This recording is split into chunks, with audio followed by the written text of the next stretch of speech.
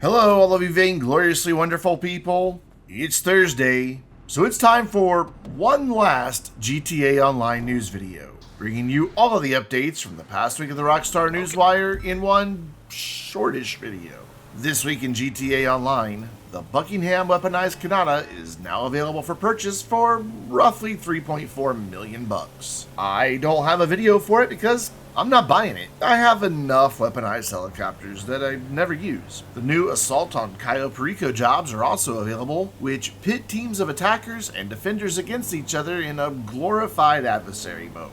I attempted to try it out earlier today, but people either kept crashing or leaving because I never made it through one full round before the other team vanished and it just ended. You're going to earn triple cash and RP in Ammu-Nation contract missions, along with double cash and RP in Assault on Cayo Perico in bunker cell missions. Bunker research speed is also doubled this week.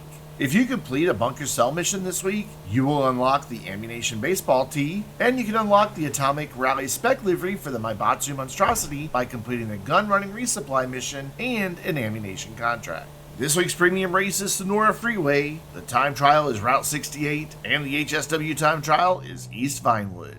This week's casino podium vehicle is the Nagasaki Outlaw, and the LS Car Meet prize ride is the Pegasi Toros, which you can claim for free by placing in the top 5 in a Car Meet series race for 3 days in a row. Discounts this week include 30% off bunkers, along with their upgrades and modifications, along with all explosive weapons. You can also save 40% off Mark II weapons, Yanis Euros, HVY Insurgent, HVY Night Shark, and Ocelot XA21. And finally, if you're into overpaying for a port of a game that shipped back in 2010, then Red Dead Redemption is coming to the PS4 and Switch very soon. It's $50. I guess there's a sucker somewhere who will pay for it. If you're here for just the news, well, that's all of it, but I have something else I want to talk about for a few minutes. So you probably already noticed that this week's GTA Online news isn't in the usual short format I've been using for the past several months. You might have also noticed that in the introduction, I said it's time for one last GTA Online news video. And it's true, this is my final GTA Online news video.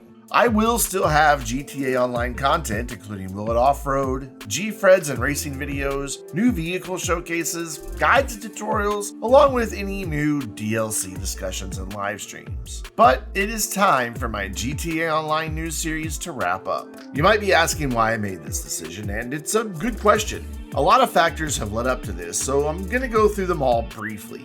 When I first began doing GTA Online news, the only other people in this space were a bunch of clickbaiters with videos full of random speculation and boring filler material designed to maximize the number of ads they could make you watch. I knew that I could do better, so I did. My GTA Online news series was rather popular for quite some time, but then the space for GTA Online news started getting really crowded, and I saw a really significant decline in views. Things picked back up again when Red Dead Online came around, and for a while, I switched the series to Rockstar News, covering both GTA Online and Red Dead Online events. But Rockstar never seemed to know what to do with Red Dead. It was as if they expected to be able to add the online component, let people buy gold, and it would instantly become the next cash cow in their lineup. Of course, they kind of forgot to add any real content in Red Dead Online. Players left, and Rockstar abandoned the game. With no real news to cover, I dropped Red Dead Online and went back to just GTA Online news.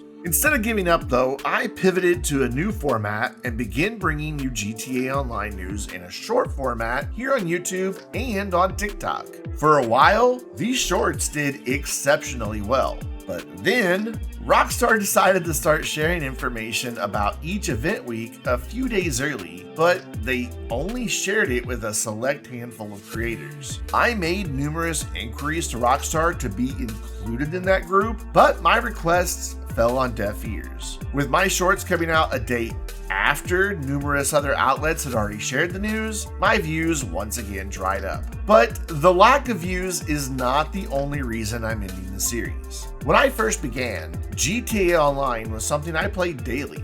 Hell, GTA Online launched my YouTube channel. Back then, It was a ton of fun, and I had dozens of people I met up with in-game, day in and day out. We all looked forward to each DLC, we helped each other make money so we could buy new cars and new properties, and it was all pretty great.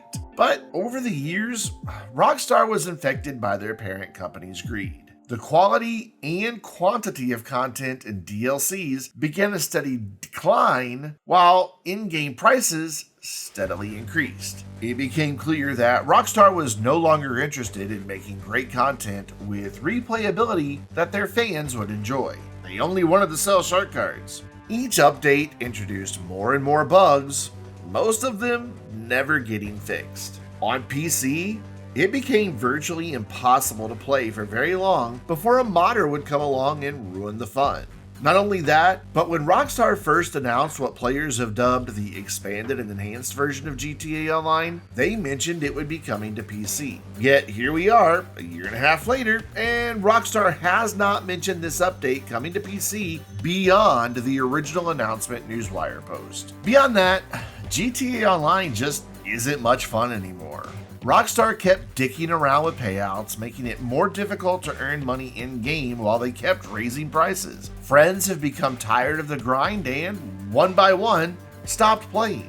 And let's face it, GTA Online sucks enough when you're having fun with friends. Without them around, it becomes unbearable. Then the big scam that is GTA Plus came into being. I've said it before, but it bears repeating. Do not pay for GTA Plus. Rockstar scaled back free in-game items and discounts that were once available as parts of event weeks and holiday giveaways, and instead started charging people for access to all of that. Of course, they also started scaling back Prime gaming benefits until they just scrapped that altogether. And with the most recent update, they removed nearly 200 vehicles, putting most of them behind a paywall and only available to people on the latest consoles. Of course, this fear of missing out paywall nonsense was introduced at the same time as the single worst, most bug-ridden DLC to ever come to the game. It is tough for me to continue promoting a game that has treated its own players with such cynical disregard and contempt.